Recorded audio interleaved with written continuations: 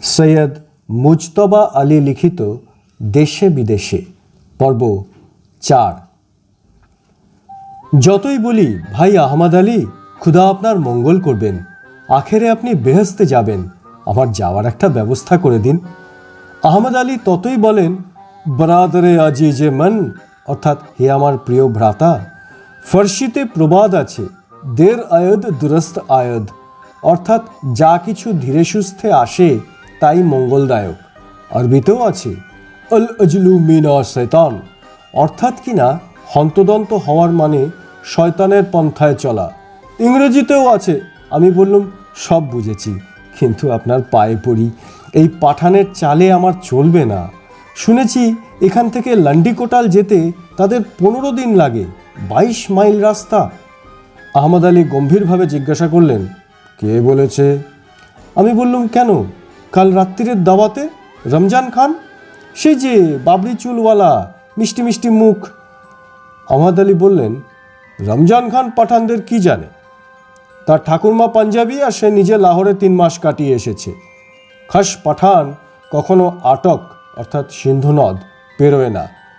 তার লান্ডিকোটাল থেকে পেশোয়ার পৌঁছতে অন্তত 2 মাস লাগার কথা, না হলে বুঝতে হবে লোকটা রাস্তার ইয়ার দোস্তের বাড়ি কাট করে এসেছে।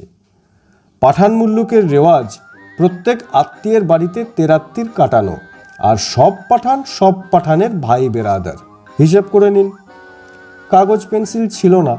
বললুম, রক্ষে দিন, আমার যে কন্ট্রাক্ট সই করা হয়ে গিয়েছে, আমাকে যেতেই হবে।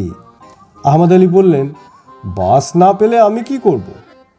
আপনি চেষ্টা করেছেন?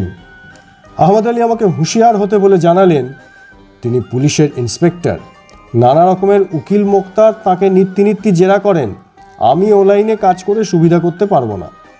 তারপর বললেন, পেশোয়ার ভালো করে দেখে নিন, অনেক দেখবার আছে, অনেক শেখবার আছে।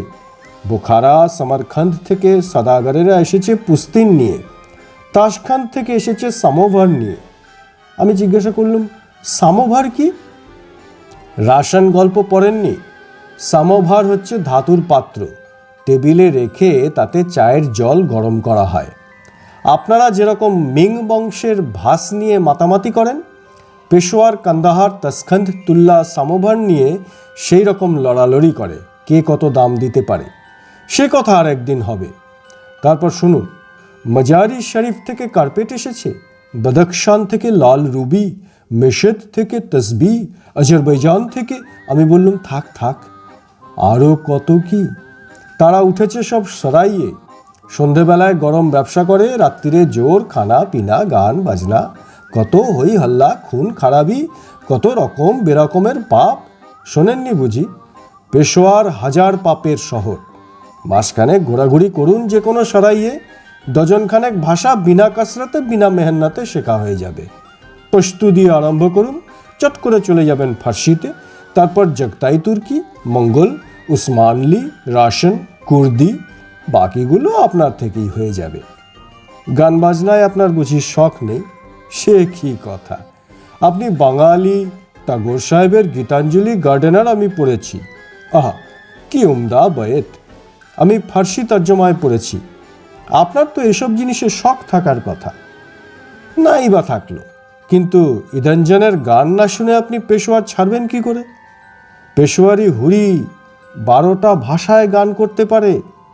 তার গাহক দিল্লি থেকে বাগদাদ অবধি। আপনি গেলে লড়কি বহুত খুশ হবে।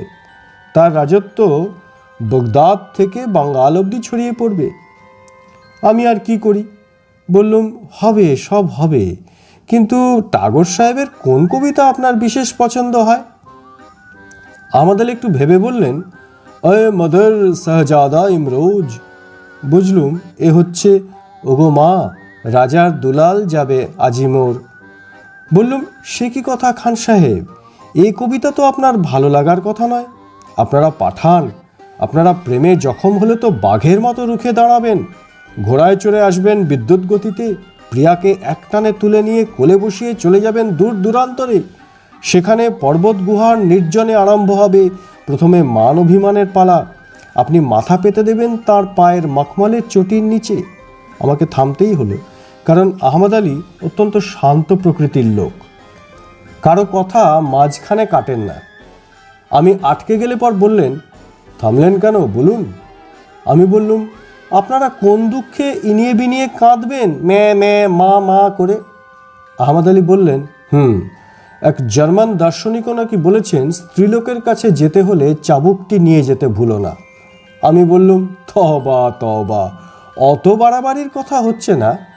আহমদ আলী বললেন, না দাদা, প্রেমের ব্যাপারে হয় ইস্পার নয় উস্পার। প্রেম হচ্ছে শহরের বড় রাস্তা, বিস্তর লোকজন, সেখানে গোল্ডেন মিন বা সোনালি মাঝারি বলে কোনো উপায় নেই। হয় কিপ টু দ্য রাইট, অর্থাৎ ম্যা ম্যা করে হৃদয় বেদন নিবেদন, না হয় লেফট, অর্থাৎ বজ্রমুষ্টি দিয়ে নিটসে যা বলেছে। কিন্তু থাক না এসব কথা। বুঝলুম প্রেমের ব্যাপারে পাঠান নীরব কর্মী। আমরা বাঙালি দুপুর রাত্রে পাড়ার লোককে না জাগিয়ে স্ত্রীর সঙ্গে প্রেমালাপ করতে পারি না। আমার অবস্থাটা বুঝতে পেরে আমাকে যেন খুশি করার জন্য আহমদ আলী বললেন, পেশোয়ারের বাজারে কিন্তু কোনো গানেওয়ালি নাচনেওয়ালি 6 মাসের বেশি টিকতে পারে না। কোনো ছোকরা পাঠান প্রেমে পড়বেই, তারপর বিয়ে করে আপন গায়ে নিয়ে সংসার পাতে। সমাজ আপত্তি করে না? মেয়েটা দুদিন বাদে শহরের জন্য কান্নাকাটি করে না? সমাজ আপত্তি করবে কেন? ইসলামে তো কোনো মানা নেই। তবে দুদিন বাদে কান্নাকাটি করে কিনা বলা কঠিন। পাঠান গায়ের কান্না শহরে এসে পৌঁছবে এত জোর গলা ইদান জানেরও নেই। জানকিবাইয়ের থাকলে আমাকে খুঁজে খুঁজে হয়রান হতে হতো না। হলপ করে কিছু বলতে পারবো না, তবে আমার নিজের বিশ্বাস বেশিরভাগ মেয়েই বাজারের হট্টগোলের চেয়ে গ্রামের শান্তি পছন্দ করে। তার উপরে যদি ভালোবাসা পায় তাহলে তো আর কথাই নেই। আমি বললুম, আমাদের এক বিখ্যাত ঔপন্যাসিকও ওই রকম ধরনের অভিমত দিয়েছেন, মেয়েদের বাজারে বহু খোঁজ খবর নিয়ে। এমন সময় আহমদ আলীর এক বন্ধু মোহাম্মদ জান বাইসাইকেল ঠেলে ঠেলে এসে হাজির। আহমদ আলী জিজ্ঞাসা করলেন, বাইসাইকেল আবার খোঁড়া হলো কি করে? মোহাম্মদ জান পাঞ্জাবি আমার দিকে মুখ ফিরিয়ে বললেন, কেন যে আপনি এদেশে এসেছেন বুঝতে পারি না। এই পাঠানরা যে কীরকম পাবলিক নুইসেন্স তার খবর জানতে পারতেন যদি একদিনও আধ ঘন্টার তরে এই শহরে বাইসাইকেল চড়াতেন। 1 মাইল যেতে না যেতে 3টি পাংচার, সব ছোট ছোট লোহার। ভদ্রলোক দম নিচ্ছিলেন। আমি দরদ দেখিয়ে জিজ্ঞাসা করলুম, এত লোহা আসে কোথা থেকে? মোহাম্মদ জান আরও চটে গিয়ে বললেন, আমাকে কেন শুধোচ্ছেন? জিজ্ঞেস করুন আপনার দিলজানের দোস্ত শেখ আহমদ আলী খান পাঠানকে। আহমদ আলী বললেন, জানেন তো পাঠানরা বড্ড আড্ডাবাজ। গল্পগুজব না করে সে 1 মাইল পথও চলতে পারে না। কাউকে না পেলে সে বসে যাবে রাস্তার পাশে, মুচিকে বলবে, দাও তো ভায়া আমার পয়জারে গোটা করেক পেরেক ঠুকে। মুচি তখন ঢিলে লোহাগুলো পিটিয়ে দেয়, গোটা 10 নতুন লাগিয়েও দেয়। এইরকম 100 লোহা লাগালে জুতোর চামড়া আর মাটিতে লাগে না, লোহার উপর দিয়েই রাস্তার পাথরের চোট খায়। হাফসোল লাগানোর খরচাকে পাঠান বড্ড ভয় করে কিনা। সেই পেরেক আবার হরেক রকম সাইজের হয়। পাঠানের জুতো তাই লোহার মোজাইক। কিন্তু আসল কথা হচ্ছে, লোহা ঠোকানো না ঠোকানো অবান্তর, মুচির সঙ্গে আড্ডা দেবার জন্য ওই তার অজুহাত। মোহাম্মদ জান বললেন, আর সেই লোহা ঢিলে হয়ে গিয়ে শহরের সর্বত্র ছড়িয়ে পড়ে। আমি বললুম, এতদিন আমার বিশ্বাস ছিল আড্ডা মানুষকে অপকর্ম থেকে ঠেকিয়ে রাখে, এখন দেখতে পাচ্ছি ভুল করেছি। আহমদ আলী কাতর স্বরে বললেন, আড্ডার নিন্দা করবেন না, বাইসাইকেল চড়ার নিন্দে করুন। আপনাকে বলিনি আল আজলু মিনা শয়তান, অর্থাৎ হন্তদন্ত হওয়ার মানে শয়তানের পন্থায় চলা। তাই তো বাইসাইকেলের আরেক নাম হচ্ছে শয়তানের গাড়ি। সন্ধ্যা হওয়ার সঙ্গে সঙ্গে পেশোয়ার দিনের 114 ডিগ্রি ভুলে গিয়ে মোলায়েম বাতাস দিয়ে সর্বাঙ্গের গ্লানি খেদ ঘুচিয়ে দেয়। রাস্তাঘাট যেন ঘুম থেকে জেগে উঠে হাই তুলে ঘোড়ার গাড়ির খটখটানি দিয়ে তুড়ি দিতে থাকে। পাঠানবাবুরা তখন সাজগোজ করে হাওয়া খেতে বেরোন। পায়ে জরির পায়জার, পরনে পাপলিনের শিলওয়ার, তার ভাঁজ ধারালো ছুরির মতো ক্রিজের দুদিক বেয়ে বেয়ে কেতায় কেতায় নেমে এসেছে। মুড়ির ভিতর লাল সুতোর গোলাপি আভা, গায়ে রঙিন সিল্কের লম্বা শার্ট, আর মাথায় যে পাগড়ি, তার তুলনা পৃথিবীর অন্য কোনো শিরাভরণের সঙ্গে হয় না। বাঙালির শিরাভরণ দেখে অভ্যাস নেই। টুপি বলুন, হ্যাট বলুন, সবই যেন তার কাছে অবান্তর ঠেকে, মনে হয় বাইরে থেকে জোর করে চাপানো। কিন্তু মধ্যবিত্ত ও ধনী পাঠানের পাগড়ি দেখে মনে হয় ভগবান মানুষকে মাথাটা দিয়েছেন নিতান্তই পাগড়ি জড়াবার উপলক্ষ হিসাবে।